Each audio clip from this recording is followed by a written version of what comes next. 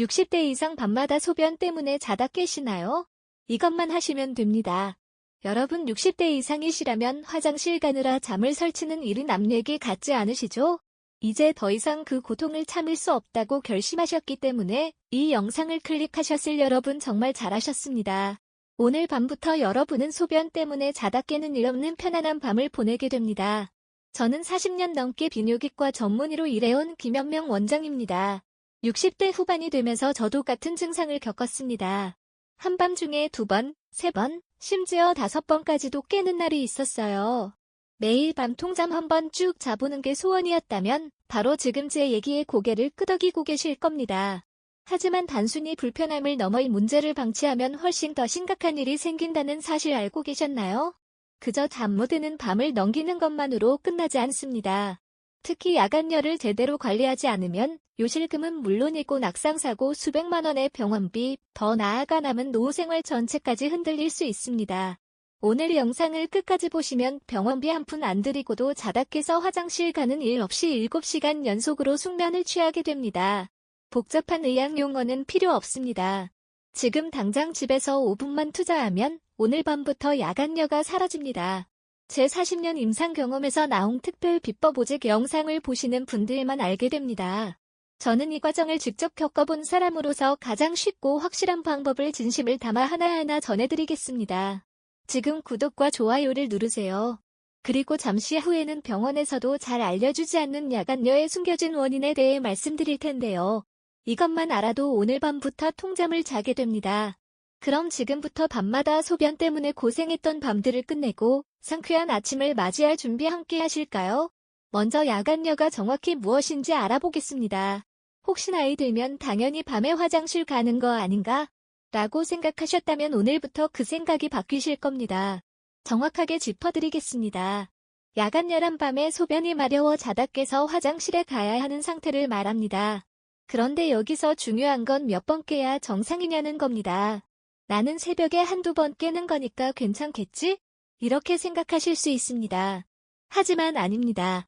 의학적으로는 밤에 단 한 번이라도 소변 때문에 깨면 야간열이라고 합니다. 놀라셨나요? 하지만 현실적으로 40대는 40%, 50대는 50%, 60대는 60%가 최소 한 번은 깬다는 연구 결과가 있습니다. 심지어 90대는 90%가 한 번 이상 깬다고 하니 나이가 들수록 더 흔해지는 현상이죠. 그래서 보통은 2번 이상 깨는 경우부터 치료 대상으로 봅니다.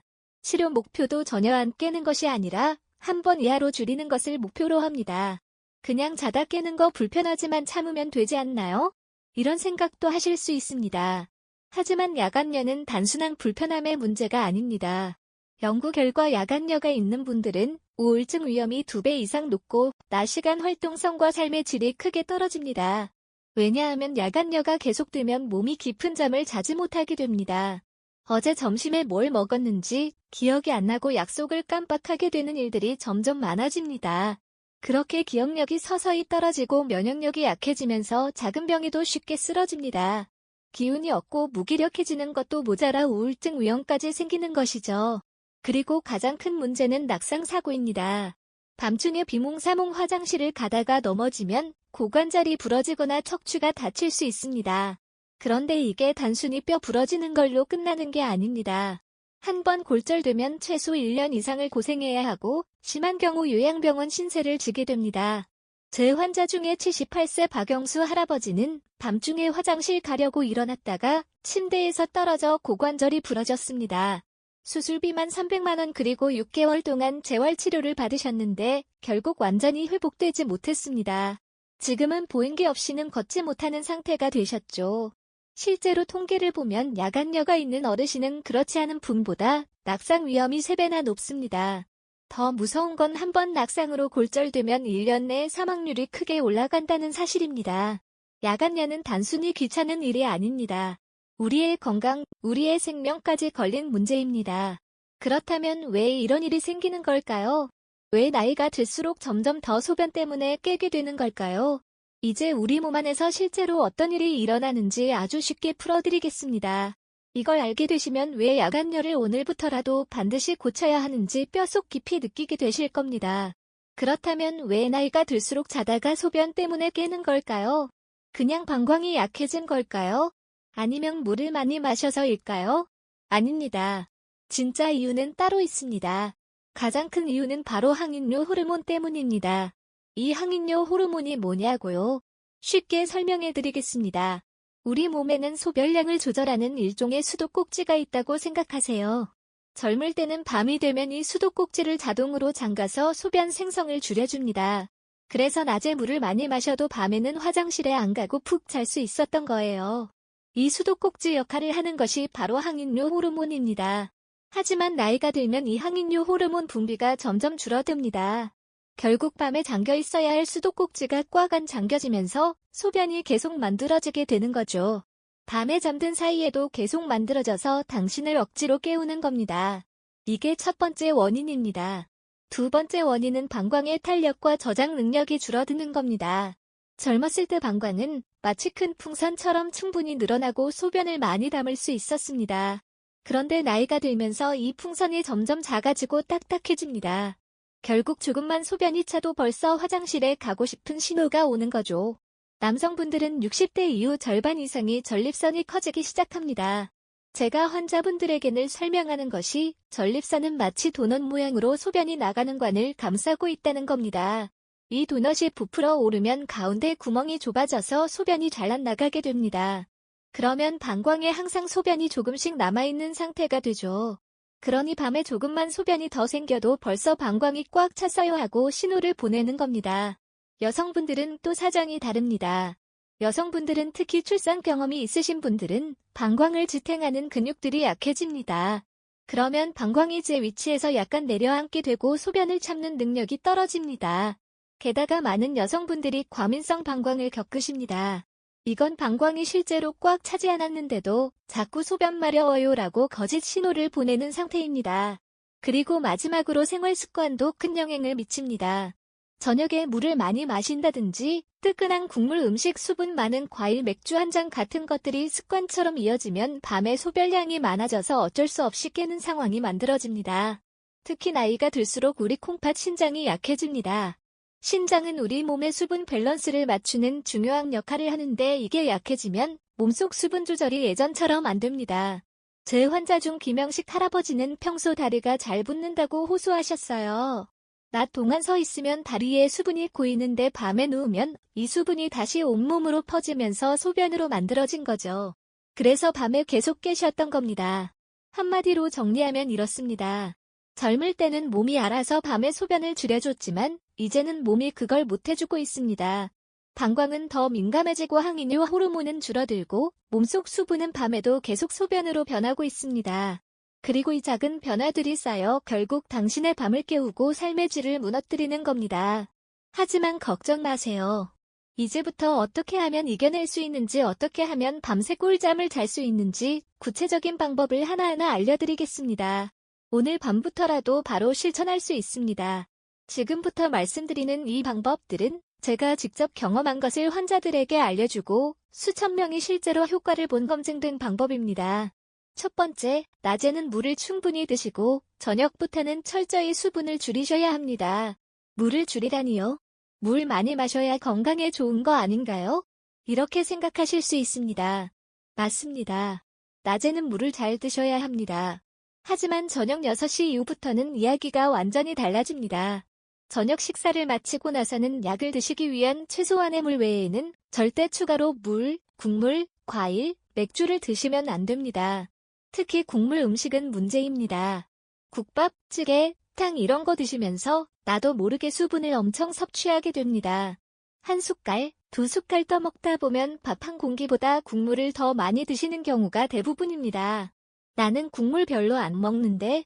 라고 생각하셔도 그 한두 숟갈이 밤에 큰 차이를 만듭니다. 저녁엔 국물 없이 건더기만 골라 드세요.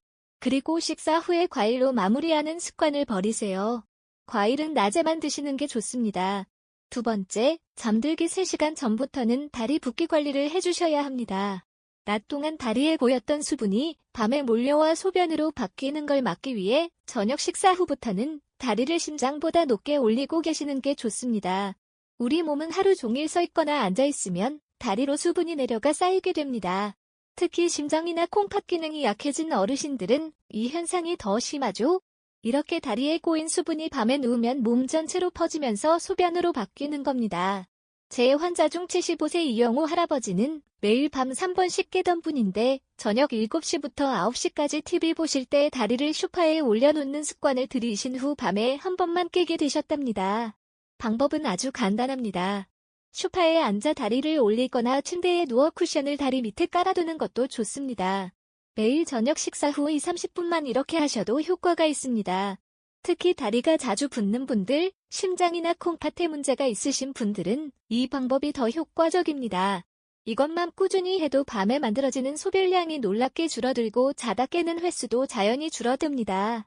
세 번째, 자기 전에는 꼭 한 번 더 소변을 보고 주무셔야 합니다. 나는 소변 마렵지 않은데 굳이 가야 하나요? 하실 수 있습니다. 네, 소변이 마렵지 않더라도 꼭 가셔야 합니다. 이건 마치 장거리 여행 떠나기 전에 화장실 들르는 것과 같은 원리입니다. 소변이 조금이라도 있으면 모두 비워야 밤새 편안하게 주무실 수 있습니다. 제가 진료실에서 만난 많은 환자분들이 소변이 안 마려워서 안 갔어요 라고 하셨다가 밤중에 깨서 화장실에 가는 경우가 많았습니다. 방광에 조금의 소변만 있어도 밤새 추가로 만들어지는 소변과 합쳐지면 금세 방광이 차게 됩니다. 소변이 많든 적든 방광을 완전히 비우는 행위 자체가 야간열을 막는 가장 확실한 첫걸음이 됩니다. 자기 전 화장실 가는 습관을 매일 지키시면 몸이 적응해 밤에 소변을 덜 만들게 됩니다. 특히 화장실 갈 때는 충분히 시간을 들여 방광이 완전히 비워졌는지 확인하는 것도 중요합니다. 남성분들은 서둘러서 소변을 보시는 경우가 많은데 천천히 끝까지 보시는 게 좋습니다. 그리고 바로 이어서 수면 준비에 들어가야 합니다. 자려고 누워서 핸드폰을 보는 습관 오늘부터 반드시 끊으셔야 합니다. 왜냐하면 핸드폰 화면을 들여다보는 동안 우리 뇌는 낮이라고 착각하고 각성 상태를 유지합니다. 이러면 원래 밤에 잠겨야 할 수도꼭지가 제대로 잠기지 않아 소변이 계속 만들어지는 겁니다. 핸드폰은 침대에 아예 두지 마세요. 밤에는 빛을 끄고 조용히 수면 모드로 들어가야 합니다. 그리고 네 번째, 밤중에 자다 깼을 때 무조건 화장실부터 가는 습관을 고치셔야 합니다. 많은 분들이 자다 깼다는 이유만으로 조건반사처럼 화장실을 가시는데 이 습관이 오히려 야간열을 악화시킵니다. 자다 깼을 때는 진짜로 방광이 꽉 찬 느낌이 드는지 참을 수 없을 정도인지 한 번 더 스스로에게 물어보셔야 합니다. 조금 불편하지만 참을 수 있다. 이런 느낌이면 그냥 다시 눈을 감고 누워 계셔야 합니다. 왜냐하면 대부분의 경우 자다 깬 것은 수면 유지 장애 때문이지 소변이 꽉 차서 깬 것이 아니기 때문입니다. 특히 나이가 들면 잠이 얕아져서 가벼운 자극에도 쉽게 깨게 됩니다. 그런데 깨자마자 무조건 화장실을 가버리면 우리 몸은 자다 깨면 무조건 소변 봐야 하는구나 하고 잘못 학습합니다. 반대로 조금 불편해도 참는 습관을 들이면 몸이 점점 밤에는 소변을 덜 만든다는 쪽으로 다시 적응하게 됩니다. 이것이 진짜 야간열과 가짜 야간열을 구별하고 고치는 핵심입니다. 조금 답답하고 불편할 수 있습니다. 하지만 이 과정을 반복하다 보면 서서히 밤에 소변이 덜 만들어지고 한밤중에 깨는 횟수도 눈에 띄게 줄어듭니다. 결국 밤새 통잠 자는 날이 다시 찾아오게 됩니다. 여기까지 말씀드린 것들 전혀 어렵지 않습니다. 오히려 너무 간단해서 이게 정말 효과가 있을까? 하실 수 있습니다. 하지만 수천 명 환자들의 사례가 증명합니다. 오늘 밤부터 저녁 수분 조절, 다리 올리기, 자기 전 소변 비우기, 핸드폰 금지, 자다 깼을 때 참기 이 5가지만 지키시면 됩니다. 오늘 밤부터 실천하시면 더 이상 밤에 깨지 않고 상쾌한 아침을 맞이하게 됩니다. 대부분은 오늘 알려드린 방법만 지켜도 눈에 띄게 좋아집니다. 하지만 드물게 생활 습관만으로 해결되지 않는 경우도 있습니다. 만약 이런 특별한 신호가 나타난다면 그때는 꼭 병원을 찾아야 합니다. 절대 혼자 고민하지 마세요. 그럼 언제 병원에 가야 할까요? 첫 번째, 소변 때문에 밤에 2번 이상 깨는 날이 일주일에 4일 이상 계속된다면 무조건 병원에 가셔야 합니다. 한두 번은 컨디션 따라 그럴 수 있습니다. 하지만 일주일 대부분 밤마다 2번 이상 깬다면 몸 안의 생활 습관으로는 해결할 수 없는 심각한 문제가 생겼을 가능성이 매우 높습니다. 두 번째, 낮에도 소변 문제가 생긴다면 망설이지 말고 병원에 가셔야 합니다. 낮에 소변이 자주 마렵다든지 참기 힘든 요의가 온다든지 소변을 봐도 시원하지 않다든지 갑자기 요실금이 시작됐다면 이건 단순한 야간요가 아닙니다. 방광, 전립선, 신장, 심장 문제까지 몸 안 어딘가에서 분명히 신호를 보내고 있는 겁니다. 세 번째, 야간요와 함께 몸이 붓기 시작했다면 절대 늦추지 마십시오. 특히 종아리, 발목, 얼굴이 붓는다. 자고 일어났더니 손등이 퉁퉁 부었다. 이런 증상이 함께 온다면 신장기능 악화 같은 심각한 질환의 전조일 수 있습니다. 그런데 많은 분들이 나이 들면 원래 잘 붓는 거지. 나이 들면 원래 자주 깨. 이렇게 스스로 위로하면서 시간을 끌다가 나중에 병을 키워버리는 경우가 정말 많습니다. 진료를 받아야 할 신호를 절대 무시하지 마세요. 병원에 가면 뭐부터 할까요? 우선 아주 간단한 검사로 배뇨일지를 작성하거나 초음파 검사로 방광과 전립선을 체크합니다. 필요하다면 소변 검사, 혈액 검사로 신장 기능, 심장 기능도 함께 살펴봅니다. 검사 자체는 부담스럽지 않습니다.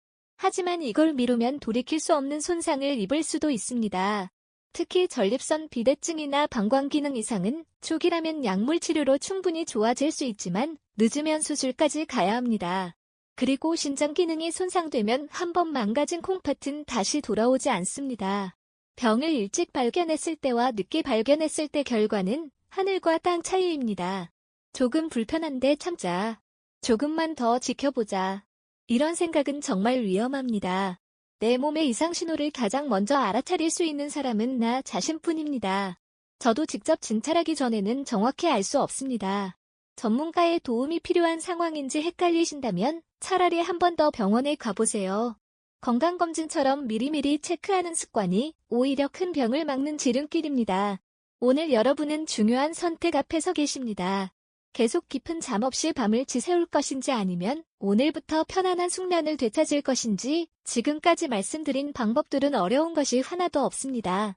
저녁 식사 후 물 한 마시기, 다리 올려두기, 자기 전 화장실 다녀오기 이 작은 실천 하나가 여러분의 밤을, 건강을, 가족과의 시간을 완전히 바꿀 수 있습니다. 오늘 저녁부터 꼭 실천해보세요. 제가 알려드린 5가지 중에서 딱 하나, 오늘 당장 시작할 방법을 정하고 댓글로 남겨주세요. 오늘부터 저녁 6시 이후로는 물 한 마시기 시작합니다. 오늘부터 자려고 누워서 핸드폰을 보지 않겠습니다. 이렇게 간단한 댓글 하나가 여러분의 의지를 다지는 첫걸음이 됩니다. 또한 여러분의 댓글을 읽는 다른 분들에게 용기와 희망이 될 수 있습니다. 혹시 다른 건강 고민이 있으시다면 그것도 댓글로 남겨주세요. 여기 댓글창에서 서로의 경험을 나누고 도움을 주고받을 수 있습니다. 그리고 이 영상을 소중한 분들에게 공유해주세요. 저의 경험과 더 많은 건강 비법을 앞으로도 계속 나누겠습니다. 오늘 밤이 작은 변화로 시작해보세요. 내일 아침 상쾌하게 눈을 뜨는 기분이 얼마나 좋은지 직접 경험하실 겁니다. 감사합니다.